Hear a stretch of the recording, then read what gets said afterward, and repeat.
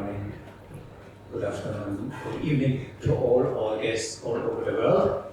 Welcome from Austria, Vienna, Old Austria and Austrian School.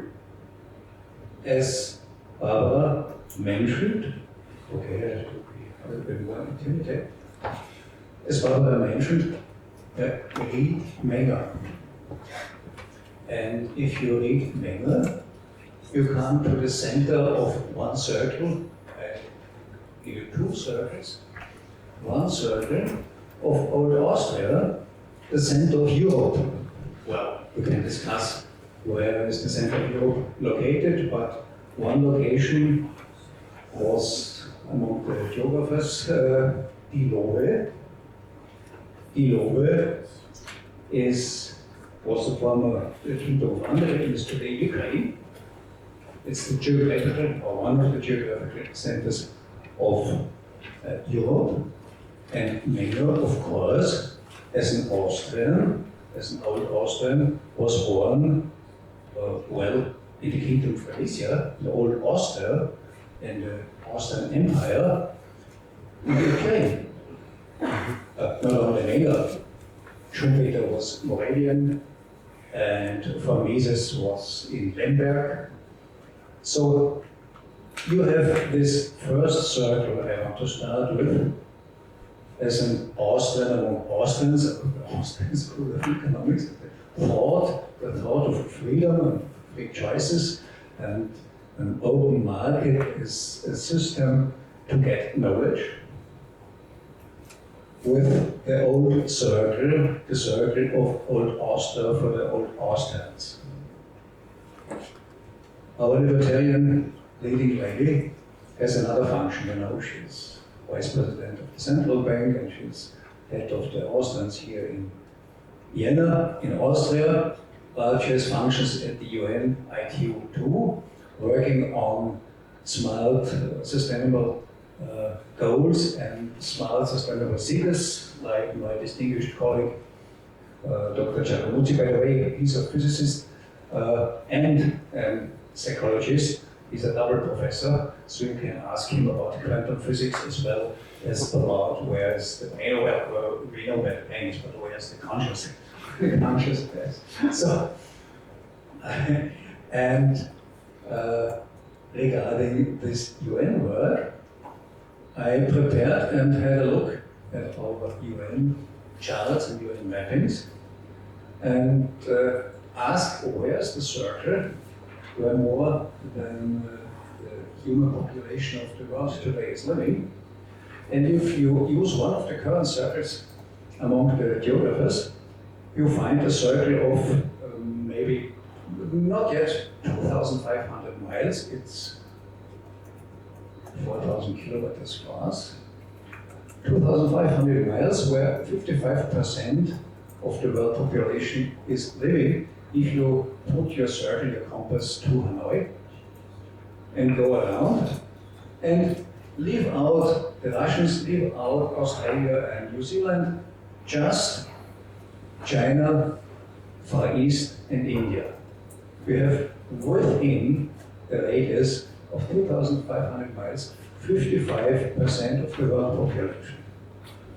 You have within this circle 3 great powers with nuclear weapons, the Chinese, the Pakistani, and the Indians. And you have very different civilizations, which make a point.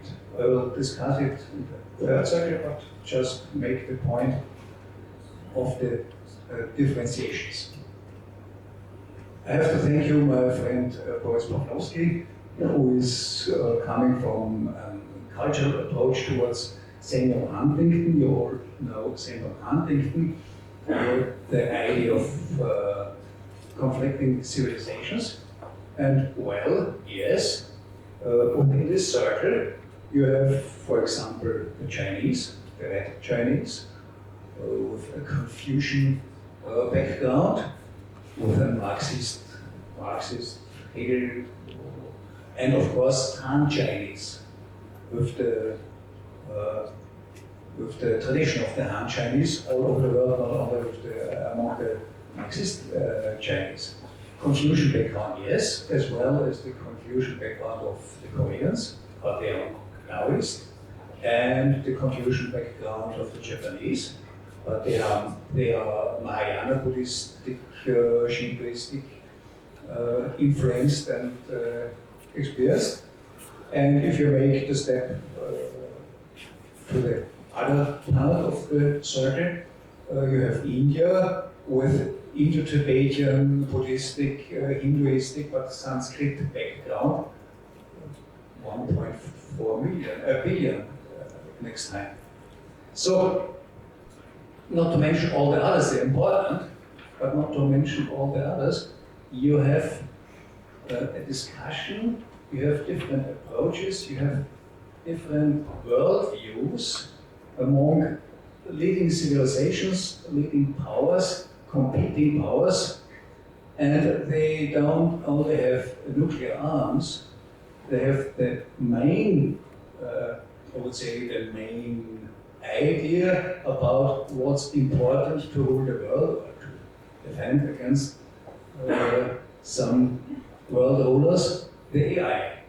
The AI was mentioned here as the main important factor, the main important technology, and yes, as coming from the third circle, I would say AI and robotic, AI and sensoric, AI and human enhancement, and of course, we have it, or we will have it soon, we will have it with autonomous driving.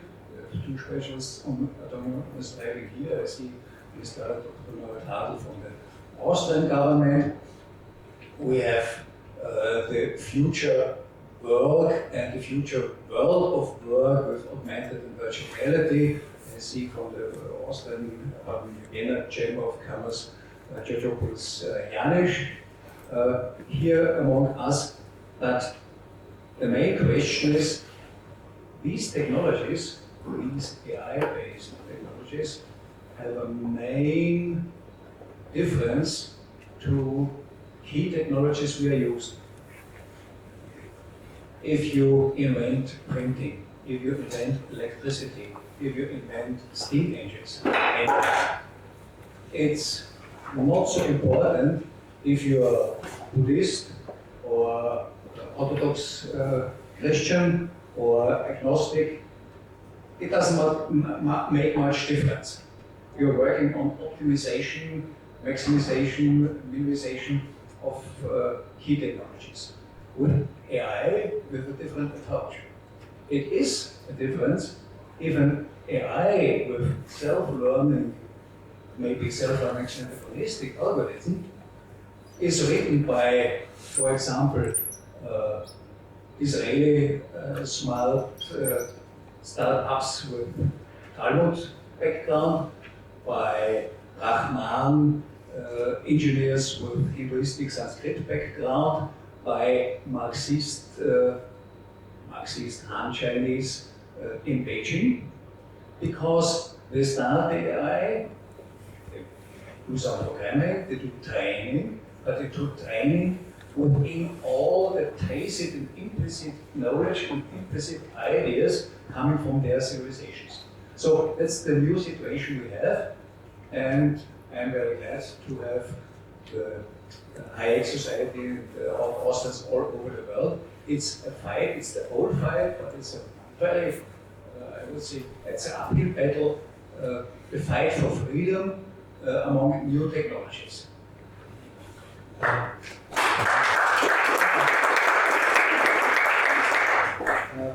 Yes, thank you very much. Just let me make a few remarks from maybe a more practical point of view.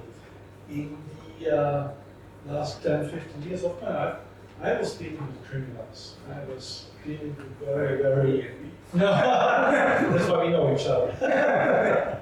No, I was dealing with very hard stuff regarding society and the law.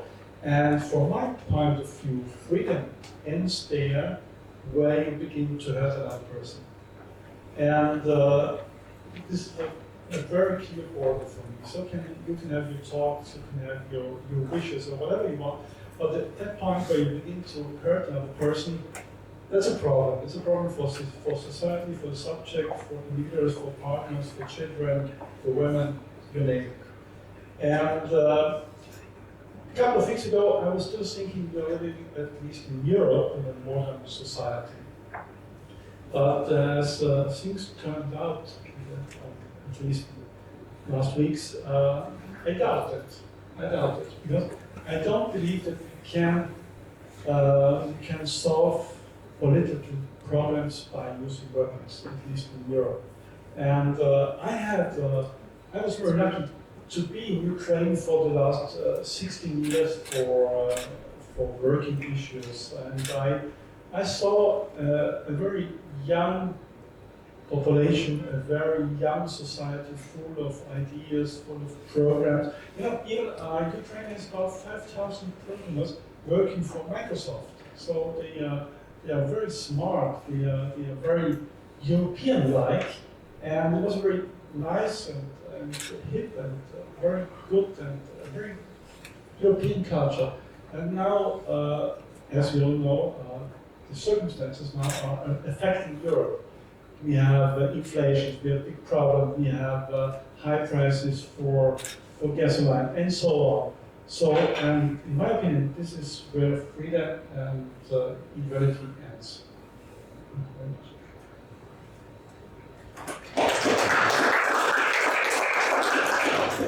Calum, you want to respond? Yeah, well, one thing I mentioned, thank you for the comments as well. One thing I mentioned in the talk is that, in my view, that markets are natural, as in when they're not corrupted or distorted by power. And I think this is something we're all very conscious of right now, because, as you said, that there's the conditions have to be there for people to function. You need the rule of law, but you also need not to be worried that your house is going to be bombed. And that has a dramatic effect, obviously. And I think I suppose this question I have is what is the response of more sort of libertarian perspective to circumstances like we're seeing now? What is there are there lessons for libertarians in terms of how to deal with cataclysm? And I think when there's a cataclysm, we heard in the previous talk about the COVID. I think a more libertarian perspective would definitely support. The whole thing with COVID is the pandemic was one problem. I think many people would believe, I certainly believe, that the lockdown policies added an entire new layer of problems. It solved the problem or tried to by creating a whole other problem. So there's a libertarian solution to the overcorrection. But I wonder whether you just have simply not an overreaction to a non-human capitalism, but when you actually just have a war, what is the response? Maybe I put another approach into this discussion. Of course, I'm a military man. I'm trained officer of the Cold War, and accredited by the oldest existing military academy of the world, the Military Academy. And my PhD is military science strategy, and of course I know my work. But coming back to my military roots, as an Austrian, not only because Friedrich August von Hayek was an officer like me, by the way, the same category, he was artillerist in the Austrian army, but have a look at what's going on in Ukraine besides all of the cruelty and the atrocities. If the Ukraine can stand the Russian steamroller, and the fact is that Ukraine is standing until now the Russian steamroller, is a question of Ukraine changed its system from a Soviet-style central command system in 2014 after Ukraine lost Donetsk and Luhansk, changed into some kind of Western world more open system where the commanders have freedom of choice. The soldier has freedom of choice. And that's, from a strategic view, a very, very different approach. It's the approach Israeli defense forces against Soviet-style Syrians on the Golan Heights. It's the difference between the Russian steamroller, be it the Tsarist, the Russian steamroller in World War I, be it the Soviet steamroller, be it the Russian steamroller now. They're good soldiers, no question. They have high-tech, no question. But they have a system of controlled command, controlled organization against a flexible system. I wouldn't say a free market, but more or less it's an open discussion, open decision according to a real world task. So if the Ukrainians can stand with more or less the same technology, more or less the same language, more or less the same history, I will not judge. But if they can stand because they are more Austrians than the Russians. You're on the microphone, Mike. But I'll just say it's really interesting. But I was thinking that's well, I've read this too. The Russian army are hidebound by the fact they have an incredibly centralized top-down command. So that queue we saw of tanks, a 60-mile queue, the reasoning behind that apparently is that Putin said just keep sending them, and all the chain of command, they kept sending them, even though there was a queue, because there's no feedback going back up the chain of command. Whereas the Ukrainians were then precisely, yeah, and the information is going back. And then also the Ukrainians, there's an American general who was interviewed about training up the Ukrainians after 2014, and he said he introduced this system where after any training exercise, all the officers and all the men would gather in a room and they'd give each other honest feedback, regardless of rank. So the generals would be given critical feedback by junior ranks.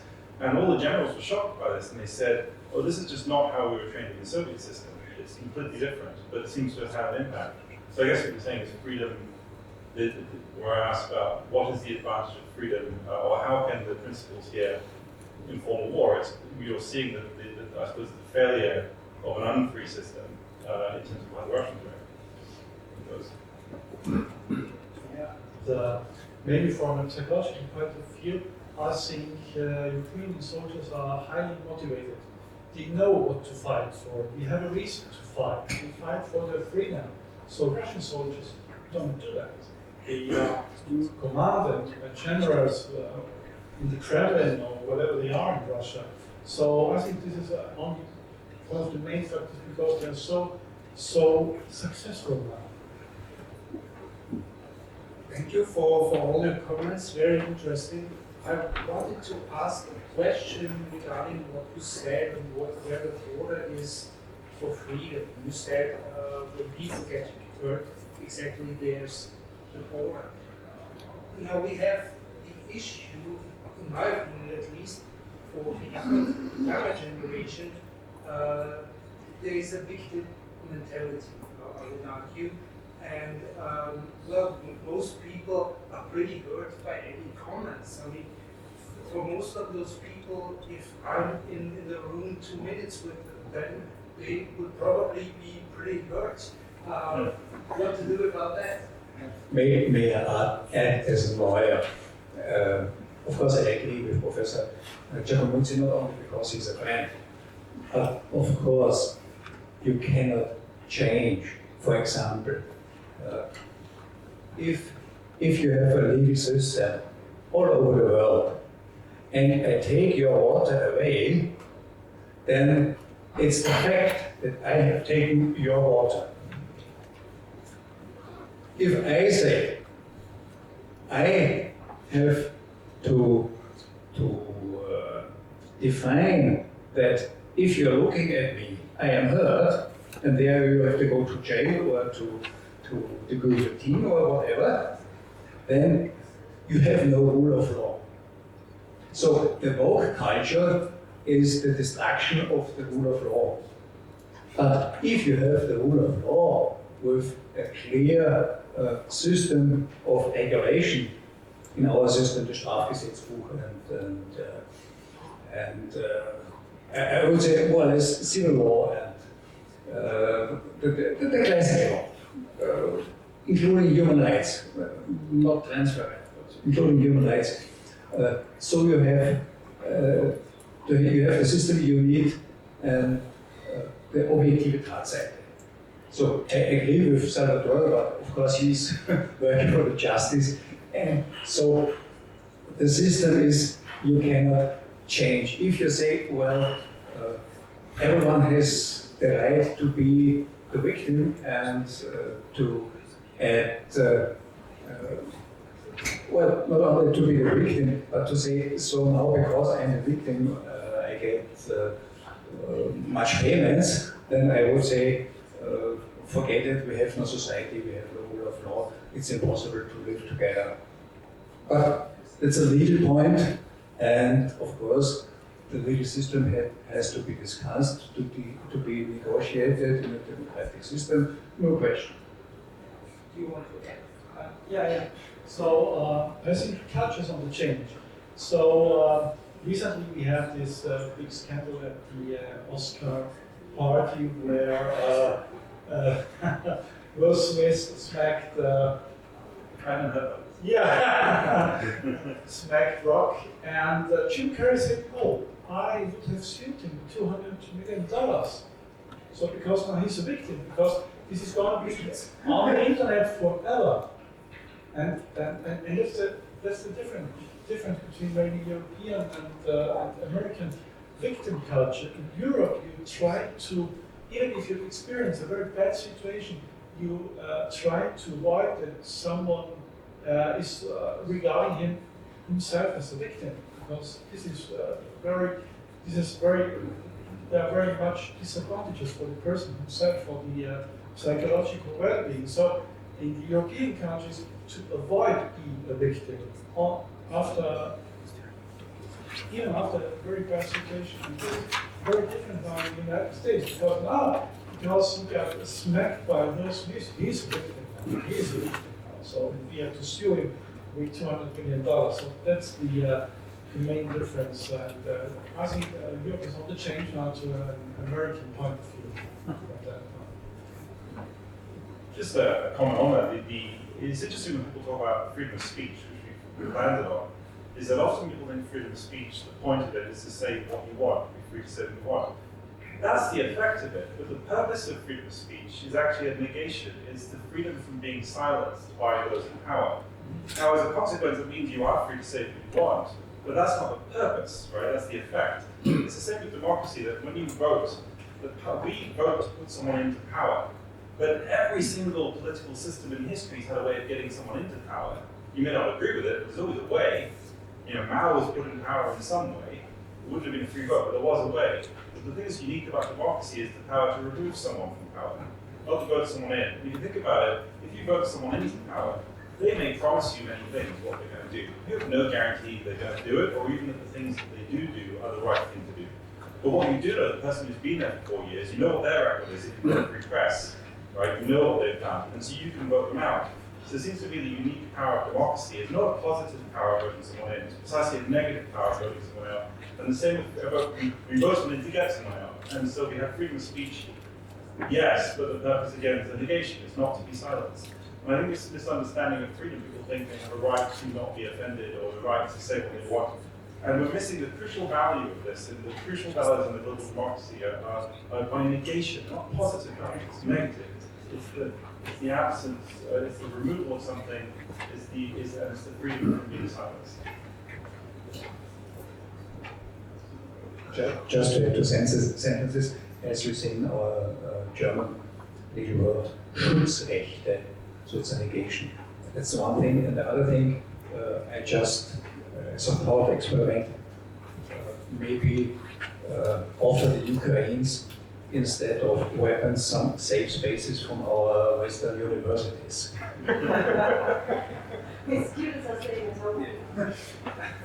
Okay, now questions. Do we have any? See.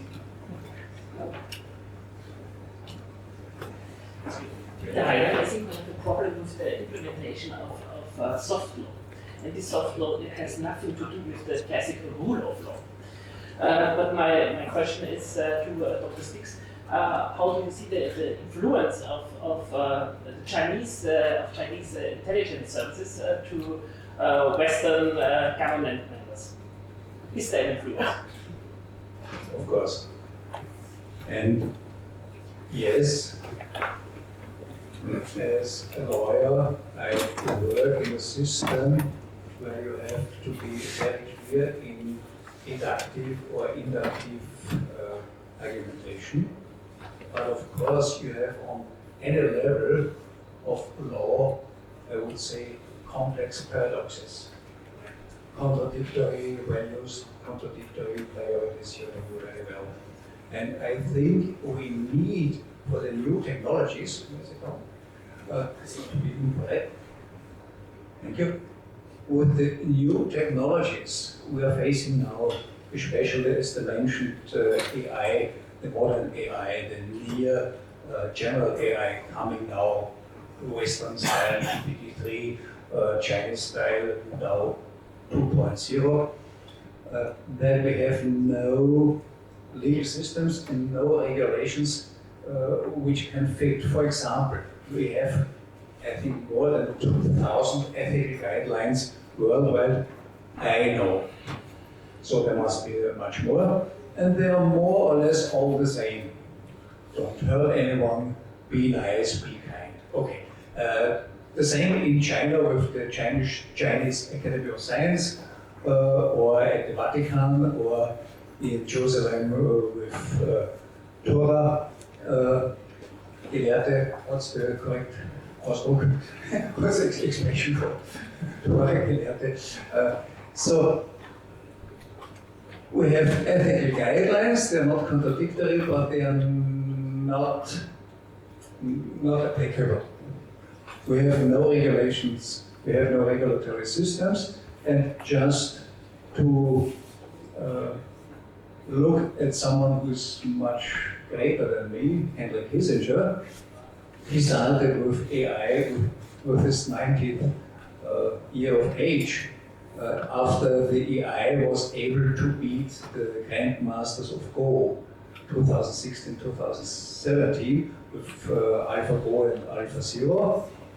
And Henry Kissinger mentions that we are not able to have some kind of AI arms race regulations because arms control with ships, rockets, missiles, tanks is more or less easy. You count the tanks, you count the nukes, but what are you counting if you're counting general AIs? And maybe if you're negotiating with your partner, maybe you bring him to some bad idea you even have had yourself.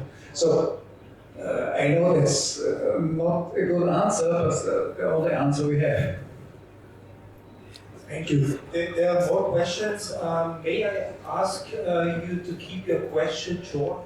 And may also ask the panel to keep the answer short. Yes. Mr. Giacomuzzi, you said at the beginning, freedom is as long as you don't hurt anybody, and Mr. Stix has now also said as long as not anybody else is hurt. But then the problem only starts, because what does it mean, hurt?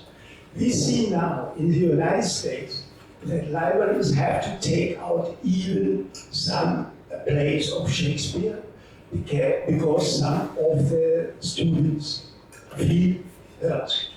If you would here in Vienna meet a mixed audience and you would say, Hayek has said, and then a sentence, half of the audience would feel hurt immediately on the basis of the name of Hayek. If you want to construct here in Austria a wind power plant, immediately you have your neighbors in your neck. If you would even say, I want to construct here a nuclear power plant, 98% would feel hurt.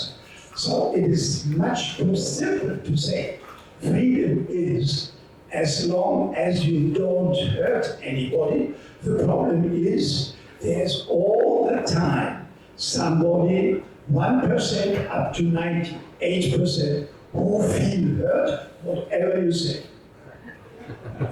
Yeah, absolutely. You're right. And probably this is how this is going on. So when I was talking about not to hurt anyone or not to hurt another person, I was referring myself to the legal system.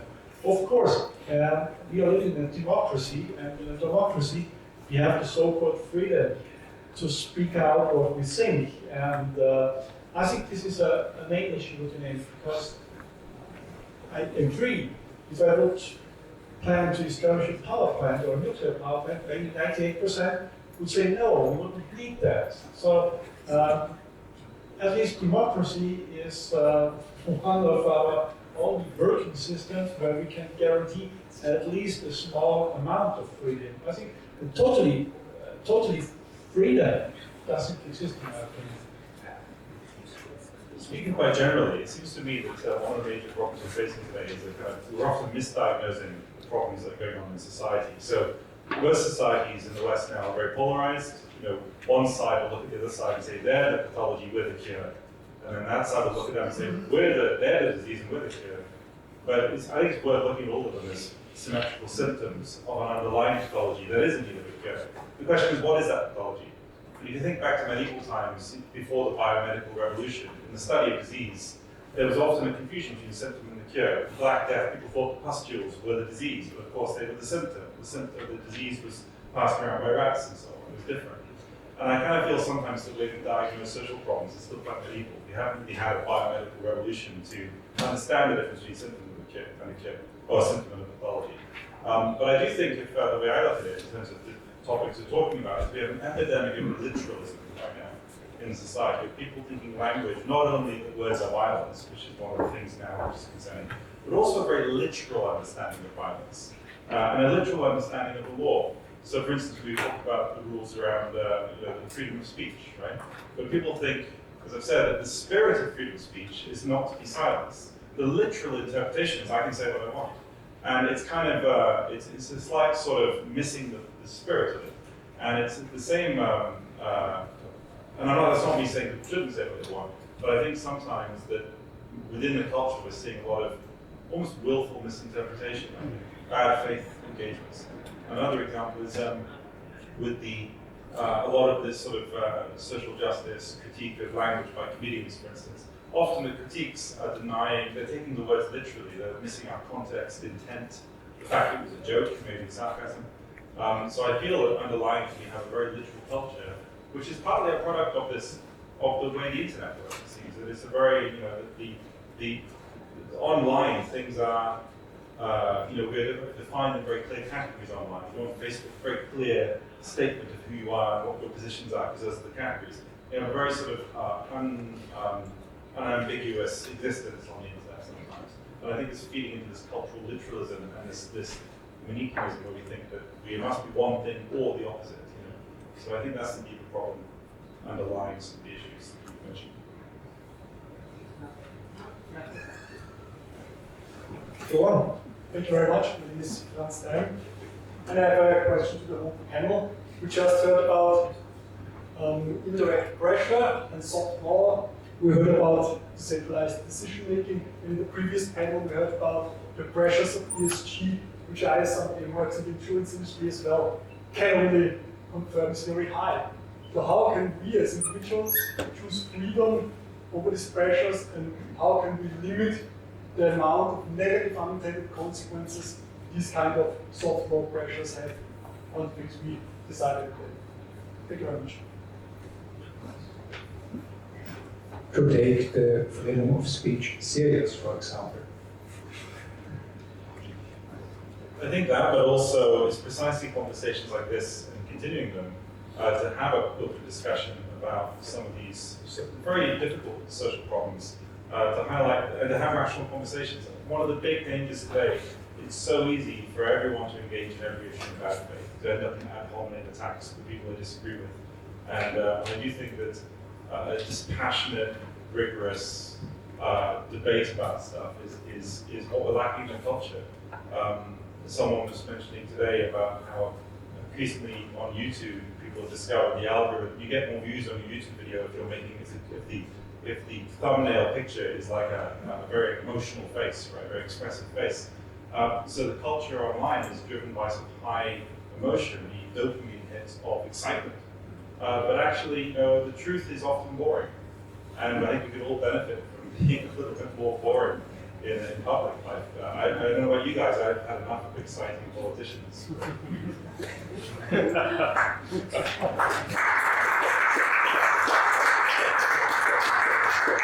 Okay, so I guess the conclusion for today is to be more boring. More boring. I will conclude the panel and hand over to Barbara. Thank you.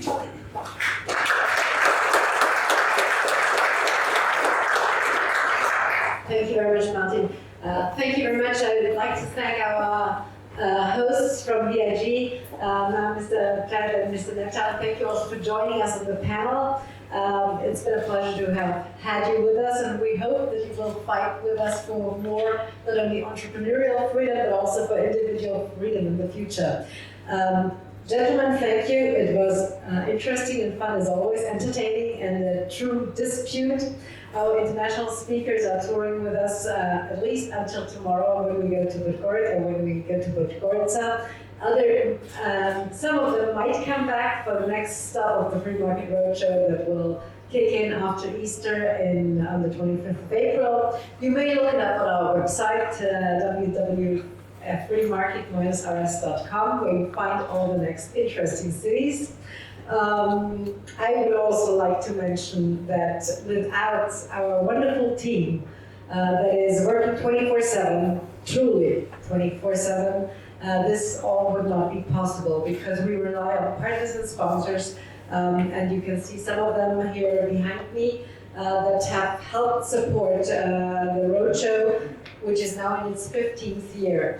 And we've been in Yash yesterday, where we had almost 400 students.